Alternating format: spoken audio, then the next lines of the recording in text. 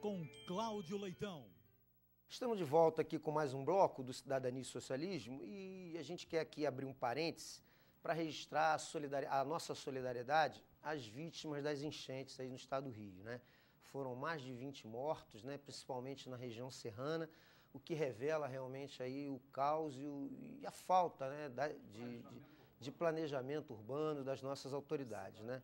Esse país é um país que se gasta mais dinheiro para consertar do que para prevenir, né? Logicamente, porque essas obras de prevenção, muitas delas não aparecem, Babad. São obras subterrâneas e é lamentável que todo ano, nessa época, a gente assista a fatos desses que ceifam vidas humanas de pessoas humildes, de pessoas pobres, e é normalmente que essas pessoas que servem de massas de manobras para eleger políticos vigaristas que estão aí. É por isso que existe um programa como o nosso. A gente aqui não tem a pretensão de ser dono de nenhuma verdade, mas a gente procura exatamente falar de forma aberta, franca e democrática, colocando ideias e quadros para que você possa refletir um pouco mais e não entenda a política como uma coisa ruim, né? Como uma coisa que merece que você se afaste dela. Muito pelo contrário, a política é uma coisa nobre, né? Tem que ser exercida com o P maiúsculo.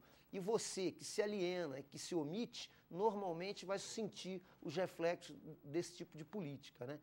Porque tudo, gente... Ô, Cláudio, tudo... não existe espaço vazio na política. Exato, se os bons não ocuparem, entendeu? Vai ficar os ruins, não? Tudo depende de decisões políticas. Então, por isso que é importante se travar também o debate sobre esse tema.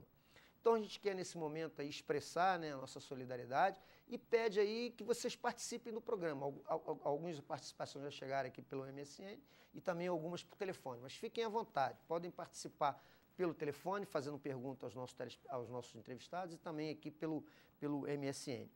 Então, voltando aqui, eu queria de vocês que a gente pudesse traçar aqui quadros, né, para 2012, já que as articulações começam, né? Hoje, por exemplo, teve uma cerimônia de posse que foi feita no Teatro Municipal, né? A posse do ex-vereador Alfredo Gonçalves. Campanha antecipada, Secretaria né? de Governo, que na minha modesta opinião foi claramente um ato de propaganda política. Então, Rafael, começando por você agora nessa sequência, que você analisasse os grupos políticos que estão se formando e o que você já está vendo para 2012, o grupo do prefeito, do Alair Correia, o deputado Paulo César, que ele some e depois aparece perto da eleição, o grupo político do PDT, né, que o Jânio acabou de se eleger deputado estadual. Como é que você está vendo aí a formação, né, nesse ponto inicial dessas alianças já visando 2012? Antes de começar, só fazer mais uma provocação, né, a ideia de que há 1 ou 2 anos, mais ou menos, a gente já teve festa até para a posse de subsecretário, né?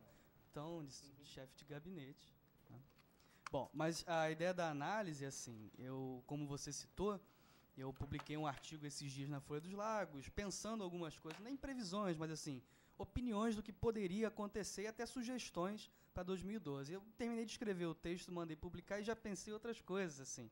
Isso tem um lado... Dinâmico, é dinâmica política. A política é dinâmica. Isso é positivo, né? Na cidade de Cabo Frio isso é positivo, né? Algumas motivações pelas quais essa dinâmica acontece talvez não sejam, mas a dinâmica é legal, né? A gente pensar nisso. E, assim, eu bati no texto, que pode ser até polêmico isso, mas eu continuo achando que para 2012, né, como o próprio Babad falou, eu concordo, a falsa polarização entre o grupo do ex-prefeito e do atual, entre Alair e Marquinho, ainda continua dominando a política de Cabo Frio. Em que sentido? Na hora da decisão, na hora da urna.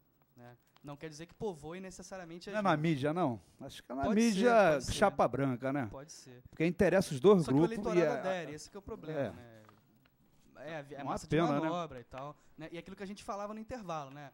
Eu consultei o Babad para ver se não estava falando besteira. Mas, o Rio de Janeiro, no início do século XIX, né, vivia uma situação por ser capital do país e tal, de empregabilidade quase que exclusiva na máquina pública, né? E as pessoas viviam, né, dessas relações, às vezes promíscuas com a política, para sobreviver. Em Cabo Frio isso me parece semelhante, assim, impregnou na cultura das pessoas, né? O cara já nasce, meu filho, né? Você vai aprender a ser amigo do vereador, né? Porque aí você vai conseguir um emprego legal.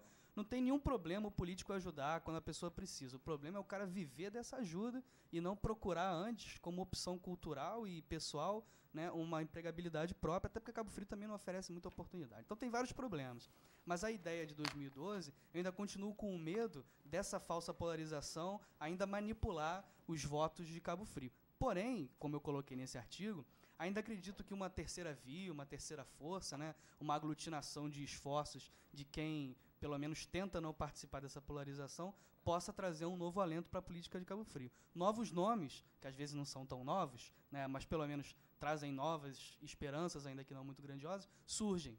Né? E aí, dependendo da forma como isso for trabalhada, né, 2012 pode ser diferente. Vai depender das articulações. Quem tinha força já não tem tanto, vai precisar se unir se quiser alguma perspectiva eleitoral. Então, eu acredito que 2012 nós poderemos ter pequenas mudanças no quadro. Agora, isso vai depender de muita coisa, como o Babad falou, principalmente da questão da mídia e a relação com os conchavos políticos que, infelizmente, ainda existem. Babad, que forças políticas já começam a se deslocar?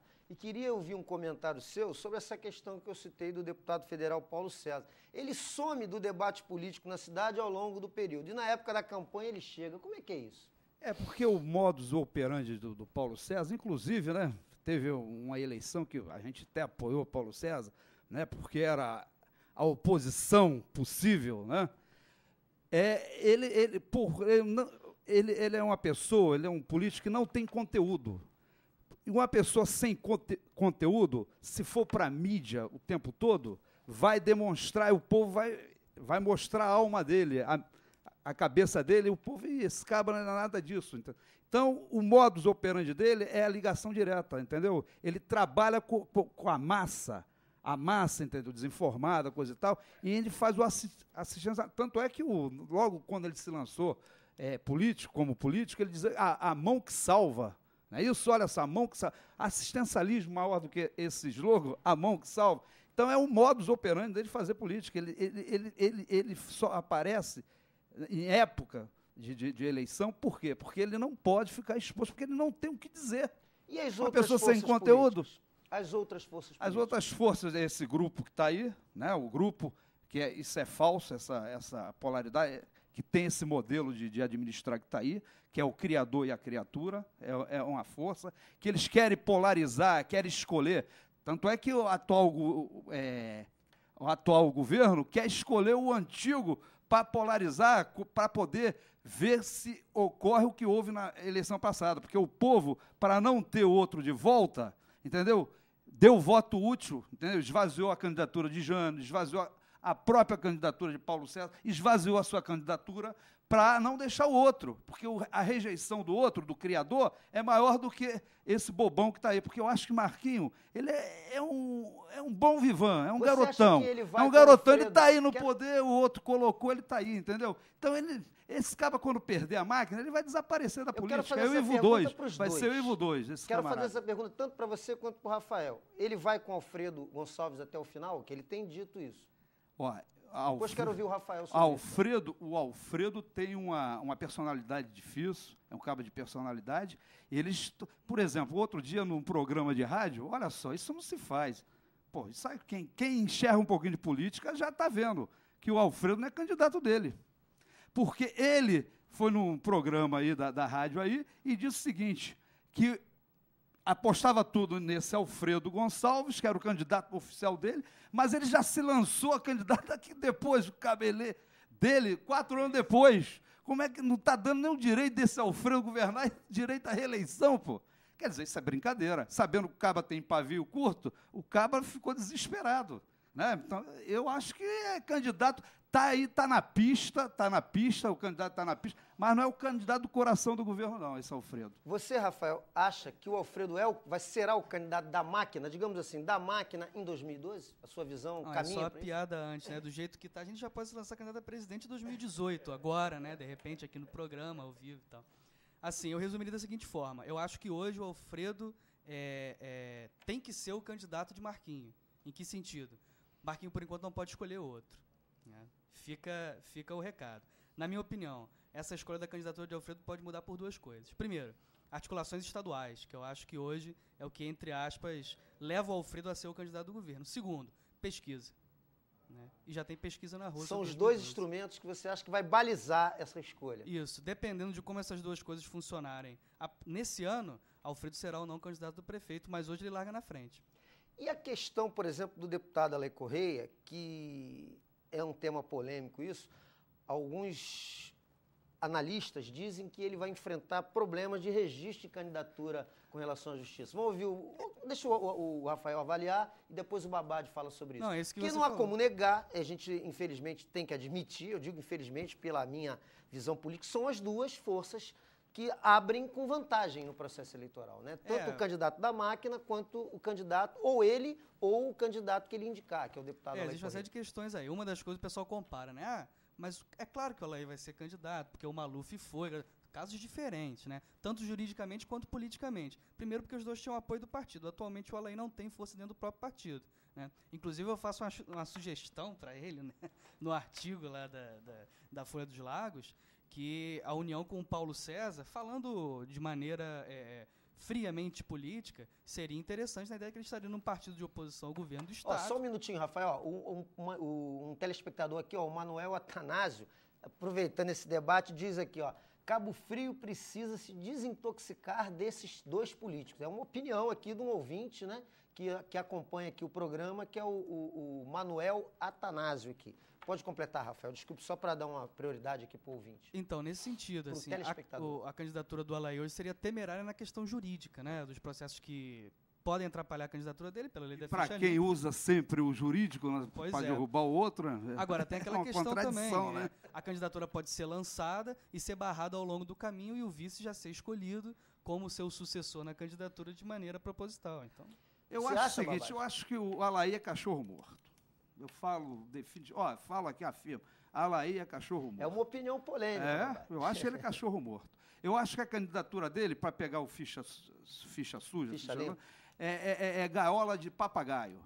Quando você põe muito papagaio numa gaiola, entendeu? Aí não limpa, entendeu? Aquilo é a chamada candidatura gaiola de papagaio, entendeu? É a candidatura de Alay. Eu acho que ele está fora, entendeu? Temos que trabalhar. Tem um candidato da máquina, a máquina vai ter que ter um candidato, né? Porque a máquina é isso aí. Tem que ter um candidato do campo progressista e tem que ter uma candidatura populista, que no caso a Alay representa esse campo populista, que eu acho que hoje esse campo, entendeu, é mais viável eleitoralmente nesse campo. Paulo César é mais viável nesse campo do populismo, entendeu? Da ligação direta com a massa que não tem, entendeu? Essa massa, né, que fala direto para a massa, que não tem grupo, e tem a candidatura de esquerda, que é uma candidatura de um campo pequeno, né, porque a cidade, a gente já fez a análise econômica, socioeconômica da cidade, é um campo bastante, né, que tem um campo muito pequeno de pessoas que são livres para votar de uma forma conscientemente, correto? Agora, no campo... O desafio é alargar, né, Babad? No campo progressista, eu acho que está colocada a candidatura de Jânio Mendes, do eu PDT, quero ouvir o Rafael logo em seguida sobre nesse isso. campo, né, do eleitorado. Eu não sei mensurar o tamanho do eleitorado conservador, do eleitorado populista, de massa, do eleitorado progressista e do eleitorado de esquerda. Mas esse é o campo, sob o ponto de vista do perfil do eleitor, de candidatura para ser posta aí. Correto? Rafael, pode ficar inteiramente à vontade para falar como é que você vê a visão do seu partido e do candidatura Jânio Mendes, por exemplo, que acaba, né, vai assumir agora em fevereiro, né, uma vaga na Assembleia Legislativa. Antes eu queria só, acho que duas pequenas discordâncias, assim, opinião diferente talvez da do Babad, assim. Eu acho que a questão do Alay é o seguinte: se o Alay consegue ser candidato, se consegue, e se ele consegue se unir ao grupo do Paulo César, que seria uma dificuldade complicada, né? Ele tem chances, até porque, e aí vamos falar então, né? Tem partido na cidade que já faz pesquisa para 2012 e hoje ele teria pessoalmente uma boa quantidade de votos. Quem é que está fazendo pesquisa, Rafael? Só por curiosidade, eu não vi ainda. Eu só não posso falar do partido. Claro. Entendi. É um partido da cidade de Cabo Frio. Tudo bem. Aí como foi uma coisa meio interna, assim, eu consegui descobrir... Então, uma perguntinha. Nessa pesquisa, nesse eleitorado de massa, de populismo, né, que eu chamo eleitorado populista, o Alay é mais viável eleitoralmente do que o Paulo César? Está dando Alay na frente de Paulo César? Antes de falar do resultado da pesquisa, vamos dar uma oportunidade para um ouvinte? Tem gente na linha e sempre a gente cria uma interação assim interessante. Alô, quem fala?